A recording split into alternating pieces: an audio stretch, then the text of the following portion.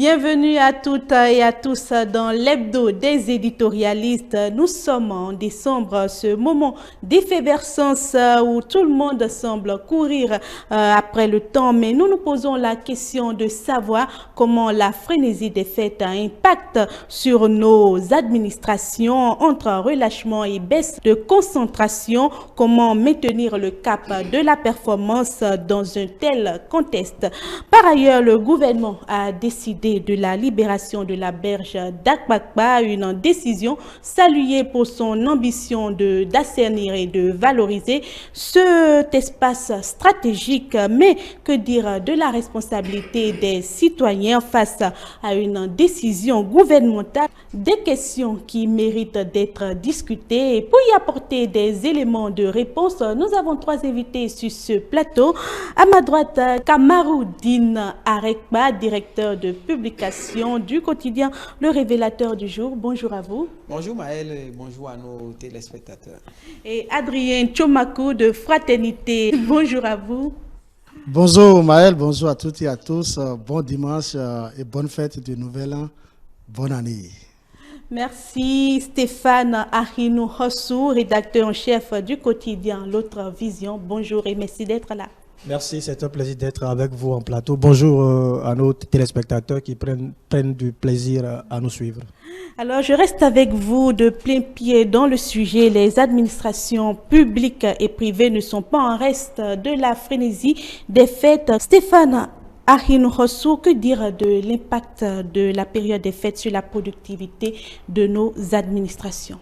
Alors, Maëlle, si tu le permets, avant de répondre à cette question que tu me fais, je voudrais profiter de cette opportunité pour souhaiter mes meilleurs vœux à tous nos amis téléspectateurs qui nous ont suivis sur ce plateau depuis le début de l'année. Je leur souhaite tout le meilleur et tout le meilleur à tous les confrères qui ont pris part ici également. Alors, pour aborder ta préoccupation, je veux dire que en vrai, lorsque vous êtes recruté, aussi bien par l'État que par le privé, vous êtes astreint à des obligations.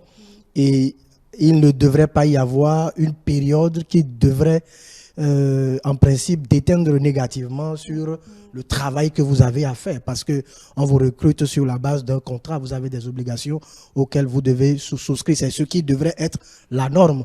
Maintenant, on sait que dans la pratique, surtout dans l'administration publique, lorsque les fêtes approchent, chaque famille voudrait, compte tenu des courses à faire, se libère peut-être un peu plus tôt ou vient, n'est pas totalement concentré. Et puis l'autre chose, on constate également que dans certains ministères, la période de fin d'année est une période au cours de laquelle il y a également beaucoup de missions. Où l'administration se vide parce qu'on va à ces missions, on voudrait avoir un peu de ressources pour fêter. Donc, d'une manière ou d'une autre, ce sont des pratiques qui peuvent agir négativement sur les performances qui sont attendues au niveau des administrations. Mais l'autre chose, c'est que quand on voit la rigueur que ce gouvernement impose, parce que quand vous allez dans les ministères, il y a quand même un cahier de contrôle. C'est vrai qu'il peut y avoir de laxisme à ce niveau, mais il y a quand même un cahier de contrôle. Vous marquez l'heure d'arrivée, vous marquez l'heure de sortie. Donc, c'est un dispositif de contrôle qui devrait, en principe contribuer à ralentir un peu le phénomène. Sinon, dans l'administration publique, ça se passe plus que dans le privé, parce que le privé ne badine pas. Le privé te recrute, si tu gaffes, il te libère.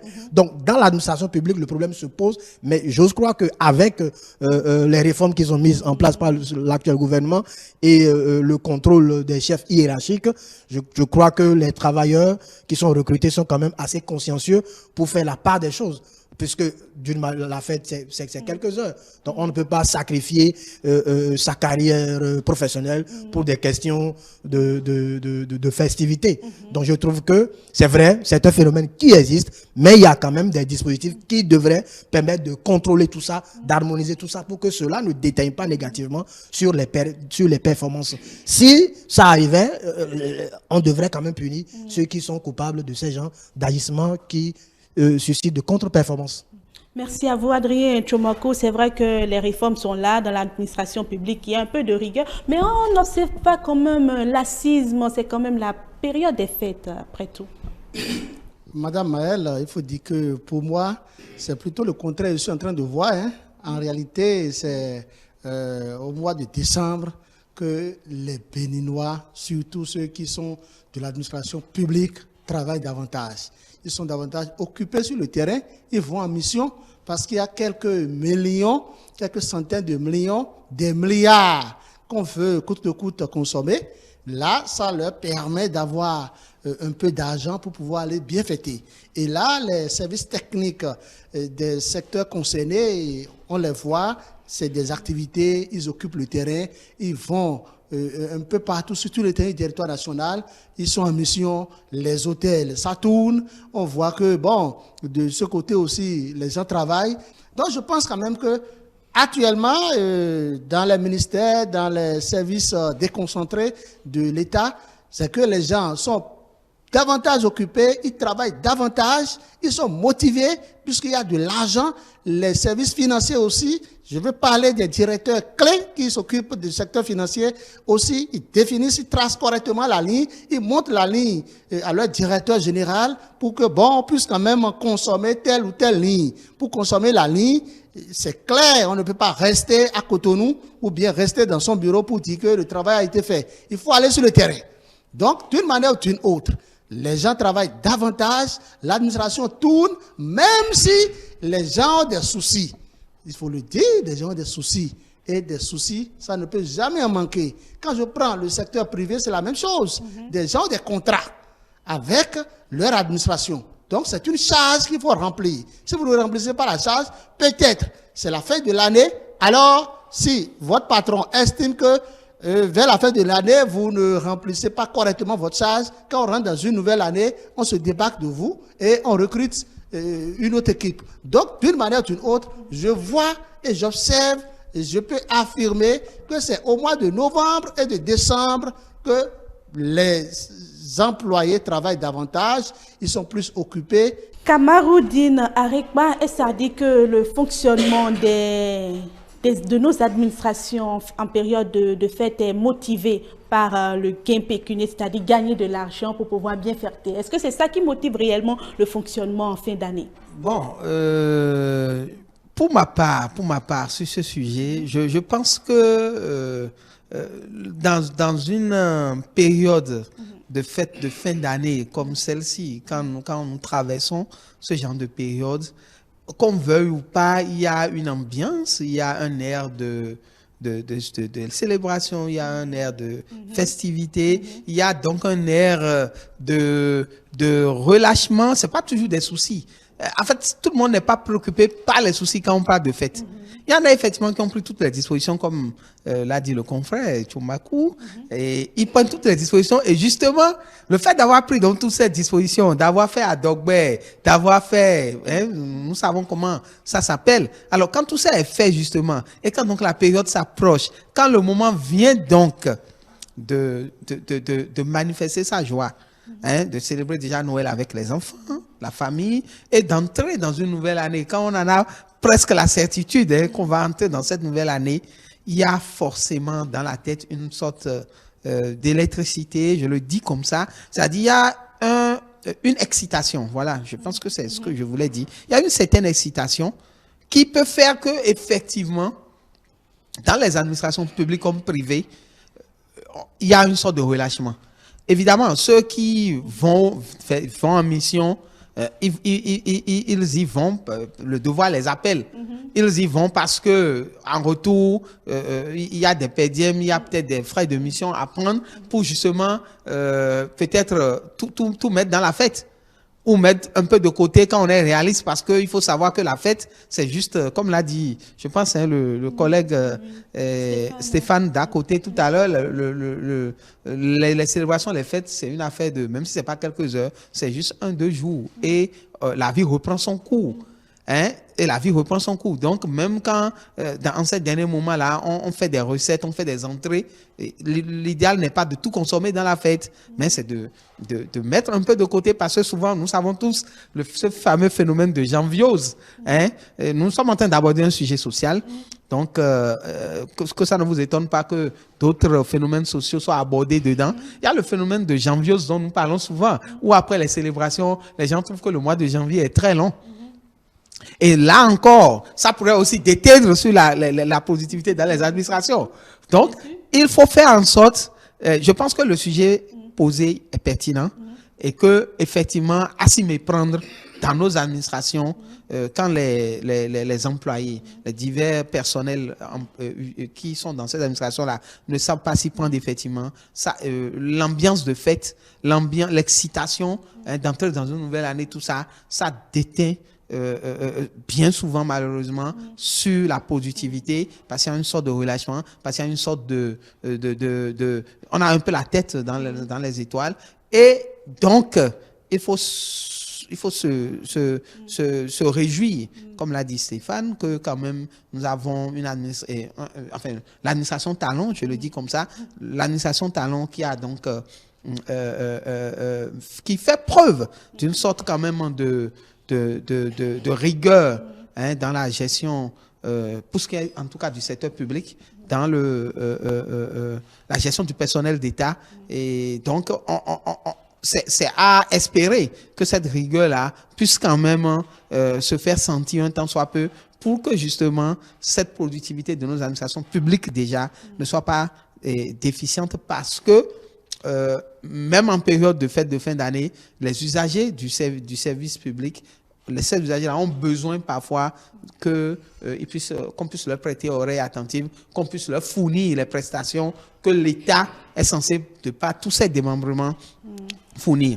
Et quand j'en viens au secteur privé, au niveau du secteur privé, évidemment, quand le patron, la patronne, hein, de l'entité privée considérée sait quand même mettre les garde-fous, ça permet à tout le monde de garder, à tout le personnel de garder les pieds sur terre et de ne pas être dans les étoiles. Et moi, j'ai envie, si vous me permettez, de faire une extrapolation, parce que ce que nous créons, ce que je suppose l'équipe qui a conçu cette émission pour laquelle nous sommes invités, ce que l'équipe éditoriale a considéré en prenant cette thématique-là, je pense que cette année, particulièrement, il se peut justement que la productivité dans les administrations publiques comme privées soit encore plus impactée. Parce que, tenez-vous tranquille, nous avons les Vodun Days qui s'approchent. Bien sûr. Actuellement, des délégations, des touristes sont déjà en train de fouler le sol béninois pour participer à ces Vodun Days. Et c'est la première fois que nous aurons non pas un 10 janvier férié, parce que c'est tombé sur un jour ouvrable, mais nous aurons carrément, je pense, sauf erreur de ma part, le 8 et le 9, parce que si le mercredi est 1er janvier, c'est que, non, le 9, le 10, je pense. Si le mercredi est 1er janvier, c'est que le mercredi sera 8. Donc, je pense que le jeudi 9 et le vendredi 10 seront fériés. Donc, nous aurons 2 jours fériés, cette fois-ci, soit à peine une semaine après, justement, la fête du Nouvel An. Donc, je pense que cet impact que nous créons, cet impact que nous appréhendons, cet impact dont nous parlons, qui a un impact négatif sur la productivité des administrations, ça pourrait s'étendre même jusqu'au week-end des 9, 10, 11 janvier. Merci à vous, Kamaroudine Arikba. Je reviens à vous, Stéphane Arin-Rossou, pour ne pas que ces moments de joie, de festivité déteignent sur la productivité dans nos administrations. Quelle serait la posture à adopter? D'abord, il faut relever que un ministère ou les agences, les directions publiques fonctionnent sur la base de ce qu'ils appellent souvent le PTA, le plan de travail annuel. Et donc, les activités sont planifiées. Et donc, j'ose croire que dans leur planning, ils ont fait en sorte que l'essentiel des activités qu'il faut mener pour la vitalité du secteur soit mené et qu'à la fin, il n'y ait plus d'activité, sauf des activités qui devraient les amener à consommer, bien évidemment, comme Adrien l'a souligné, le budget. Donc, on comprend alors pourquoi, à la fin de l'année, l'administration se vide. Nous sommes d'accord pour que le reste du budget soit consommé. Et puis, donc, il y a des ministères, il y a des missions qui sont créées. Ce qui n'est pas d'ailleurs mauvais, puisque ça participe également du fonctionnement des différents secteurs. Maintenant, ce qu'il y a à faire, je pense que c'est juste un sens le sens du devoir, le sens du patriotisme, le sens du professionnalisme, le souci du travail bien fait. C'est une question de clause de conscience. Quand vous avez été recruté pour un travail, vous devez vous y mettre, quelle que soit la période, quel que soit le moment. Donc, en ce moment-là, pour éviter les contre-performances que nous créons ici, il faut que chacun soit patriote. Savoir que si l'État m'a engagé, c'est pour que je puisse produire quelque chose pour la nation. Et je pense que si cette fibre patriotique est ressentie par tout un chacun, je pense que le problème ne devrait pas se poser. Au-delà de ça, il y a quand même l'État qui quand même organise tout ça. Oui. Je pense que quand vous prenez le secteur de l'éducation, on sait que pendant ces périodes-là, les enseignants sont en congé pour 2 semaines, etc., pour leur permettre de fêter. Et puis, eux, les enseignants même savent que dans ces moments-là, il faut pouvoir préparer les fiches parce qu'après les fêtes, il faut aller en classe. Donc, dans les ministères, il y a quand même des journées qui sont fériées, etc. Donc, l'État régule également tout ça. Donc, si on met tout ça dans la caillotte, je pense que normalement, on ne devrait pas avoir de soucis à se faire. Et je continue pas à dire que quand on voit la rigueur de ce gouvernement, les travailleurs ne peuvent pas se permettre de s'adonner à ces pratiques. Donc, il faut appeler chacun à... Que dire des primes de fin d'année que les travailleurs souvent attendent comme une sorte de motivation à leur endroit? Oui, comme on le dit, l'ouvrier mérite son salaire. L'ouvrier mérite son salaire. Et celui qui à travailler à l'hôtel doit vivre de l'hôtel. Et donc, c'est normal qu'il veuille ces primes-là. Donc, on ne peut pas le leur refuser. Qui ne voudrait pas de l'argent pour fêter. Donc, si l'État le leur accorde, c'est bien, on ne peut pas le leur en vouloir. Maintenant, il ne faudrait pas. Parce que, n'oublions pas, ceux qui sont dans la fonction publique occupent quelle marge au niveau de l'ensemble que nous constituons? Peut-être c'est 2%, 3%. Le reste. Donc, il faut aussi que, en même temps, pour une question de justice sociale, en même temps qu'on accorde quelques primes pour raison professionnelle à ceux qui sont au niveau il faut que l'État trouve également le mécanisme nécessaire pour que ceux qui sont dans le secteur privé puissent être accompagnés et que ceux qui sont dans des activités peut-être informelles, etc., on puisse trouver le mécanisme nécessaire au niveau macroéconomique pour que tout le monde soit impacté. Parce que d'une manière ou d'une autre, lorsque la vie est chère et que les conditions économiques, le pouvoir d'achat des populations ne suivent pas, c'est qu'il y aura problème. Donc je trouve qu'il faut pouvoir régler tout ça et cela revient quand même à l'État de le faire. Adrien Tchoumako, comment concilier esprit effectif et obligations professionnelles? Oui, Madame Maëlle, il faut d'abord souligner quelque chose. Vous savez, nous sommes à la fin de l'année. Et à la fin de l'année, il y a beaucoup d'agents permanents de l'État qui sont admis à faire valoir leur droit à la retraite. C'est la même chose dans le secteur privé. Quand je parlais de soucis tout à l'heure, il y a tout ce facteur. C'est-à-dire, bien que le gouvernement béninois ait tout mis en œuvre pour que désormais, une fois vous êtes admis à la retraite, le mois qui suit automatiquement, vous avez votre pension. En toute honnêteté, ça, le gouvernement est à féliciter pour ça. Maintenant, il y en a qui sont des agents permanents de l'État qui, excusez-moi, peut-être pour raison de maladie ou pour raison d'ordre social, des charges étant vraiment énormes, ils n'ont pas pu réaliser grand-chose. Et ils sont encore très jeunes même, bien qu'ils aient déjà bouclé 60 ans. Ils ont de la tonus, ils sont très bien requinqués et ils pensent quand même toujours continuer à servir l'administration publique. Ceux-là. Parce qu'il faut quand même qu'ils soient admis à la retraite pour qu'on puisse recruter d'autres. ce qui est normal. C'est le coût normal des choses. Ils sont très nombreux qui se font déjà des soucis.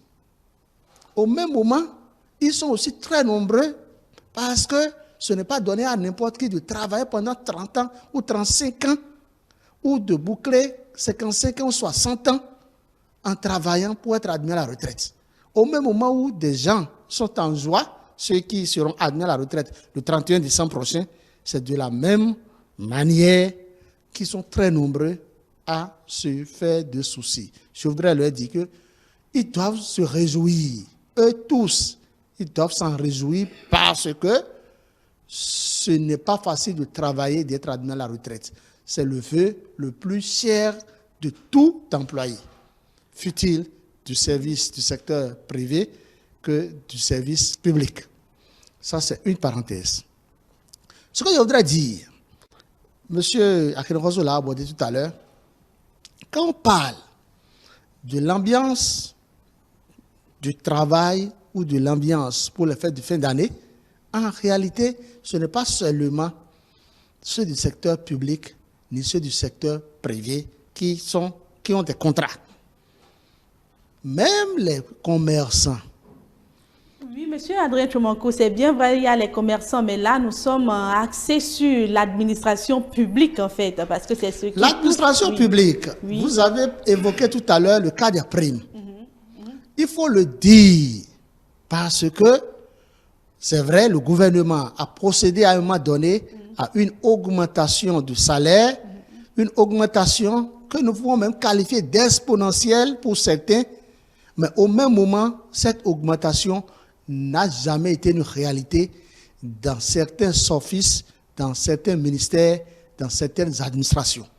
Quand je prends les journalistes du secteur public, l'OETB, on leur a promis, ça n'a jamais tombé. Vous voyez un peu ça? Quand je prends les forces de l'ordre n'ont pas bénéficié d'une augmentation en tant que telle, mais ils en ont bénéficié. Mais ce qui a été fait et qui marque les forces de l'ordre, policiers comme militaires, c'est qu'on a supprimé leurs primes. Ils n'ont pas plus presque de primes. Je le dis, je sais de quoi je parle. Aucun policier ne pourra vous dire que pour la fin de cette année maintenant, il a droit à telle prime comme ça se passait il y a 10 ans. C'est supprimé. Mais ils ont bénéficié d'une légère augmentation de leur salaire, de leur solde.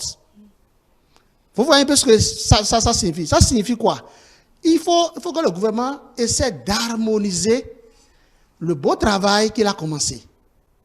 Les jeunes policiers qui bravent la pluie, qui bravent le soleil, qui veillent de jour comme de nuit à nous sécuriser, à défendre la patrie, ces policiers ne jouissent pas de leurs primes qu'ils prenaient il y a 10 ans. Vous voyez bien ce que je dis? Donc je pense quand même qu'on sait que nous, les journalistes, on n'a jamais eu quelque chose sous le régime de Patrice Talon. Patrice Talon nous a coupé l'aide de l'État à la presse. J'ai suivi le président de la RAC qui nous a rassuré de ce que les choses vont bien rentrer dans l'ordre. Nous attendons de voir et nous comptons sur lui parce qu'il est un vieux de la vieille. Il connaît la maison et je l'ai toujours dit, si cette équipe de la RAC échoue, c'est que la presse a totalement échoué. Kamaruddin Arekpa, comment responsabiliser les employés sans brider la célébration de cette tradition déjà ancrée dans nos cultures? Justement, je pense qu'il ne s'agit pas même de les responsabiliser. Ils doivent se responsabiliser eux-mêmes. Je le disais tout à l'heure dans mes premiers propos, il faut qu'on se rende compte, tout un chacun de nous, en tant qu'être humain, tout court, que les périodes de fête, quel que soit le symbolisme, quelle que soit la symbolique, quel que soit l'importance de ces fêtes-là, c'est des périodes éphémères. Une fête, une célébration, c'est éphémère. C'est 1, 2 jours, 3 jours maximum et on n'en parle plus. Et j'ai envie de dire re-bienvenue dans le monde de la réalité. On revient dans le... on refait face, en fait, au train quotidien. Donc, du coup, il faut que chaque citoyen, chaque employé, du privé comme du public, se responsabilise lui-même, prenne conscience que, OK, c'est la célébration, c'est les fêtes de fin d'année, on ne va pas bouder le plaisir, d'accord, de les célébrer, mais on doit rester réaliste, on doit comprendre que c'est pour un temps et donc ne pas prendre le risque de foutre en l'air sa carrière ou de jeter du sable dans son gari, c'est-à-dire dans l'entreprise, dans l'entité où on travaille. Et donc, ne pas attendre que ce soit l'autorité, l'autorité hiérarchique qui vienne remonter les bretelles, qui vienne jouer au gendarme. Je voudrais dire un mot. C'est vrai, l'administration a besoin de nous, nous avons besoin de l'administration. Donc, on a parlé de ce qui relève de l'intérêt de l'administration, ou des administrations qui nous embauchent, mais il faut aussi dire que les individus, pendant ces périodes de fête, doivent prendre soin d'eux-mêmes, savoir ce qu'ils vont manger, savoir ce qu'ils vont boire, parce que quand les fêtes vont finir, on doit retrouver notre travail. Donc, fondamentalement, sachons manger, sachons boire, vérifions les qualités de ce que nous consommons, achetons ce que nous pouvons selon nos moyens, et c'est juste quelques heures, ça va passer, et on va retourner à nos occupations professionnelles habituelles. Justement, il y a une vie après les fêtes. C'est sur ces conseils que nous entamons le second sujet. Le dégagement des berges d'Abakba a été décidé par le gouvernement récemment, à l'instar de Fiegnon et Vlakodji, pour des travaux à l'initiative du gouvernement face à un déguerpissement imminent où se situerait la ligne entre l'intérêt général et les droits des individus. Je reste avec vous, Stéphane Arinou-Rossou. Comment interprétez-vous cette décision du gouvernement? Oui, je trouve que le gouvernement est dans son rôle. Le gouvernement est dans son rôle. Ce n'est pas pour la première fois que le gouvernement a lancé des appels à l'endroit des populations. Et la pratique a continué. L'occupation anarchique des domaines, de l'espace prévu pour des travaux d'aménagement, d'urbanisation, les populations s'entêtent à rester sur ces lieux. Je trouve que décider de les débarquer le 6 janvier prochain est une décision qu'il faut saluer. Maintenant, au même moment, il faut être regardant. Il faut être regardant parce que souvent, c'est des cas sociaux. Ces populations qui ne veulent pas quitter, c'est souvent parce qu'elles n'ont pas où aller. Ou c'est des populations riveraines qui, pour des raisons professionnelles, sont restés là, ils ont pêché pendant des années, etc. Ils ne veulent pas quitter parce qu'ils ne savent plus en fait où aller. C'est leur milieu, on va dire, c'est leur milieu naturel de vie. Les enlever, c'est comme si on leur enlevait quelque chose d'essentiel.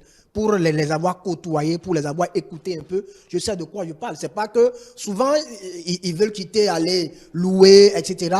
Il y a des questions de moyens qui se posent, mais d'autres, c'est comme si on veut leur enlever quelque chose. Parce que sociologiquement, ils sont déjà ancrés. Ils sont déjà ancrés. Donc, je trouve que c'est vrai que le gouvernement va monter au créneau pour dire qu'il y a des travaux, il y a eu des sensibilisations et tout. Mais je trouve que quand c'est ancré comme ça, il faut leur laisser le temps. Il faut laisser le temps à la sensibilisation pour que les populations puissent véritablement comprendre, n'est-ce pas, donc l'enjeu de la démarche du gouvernement.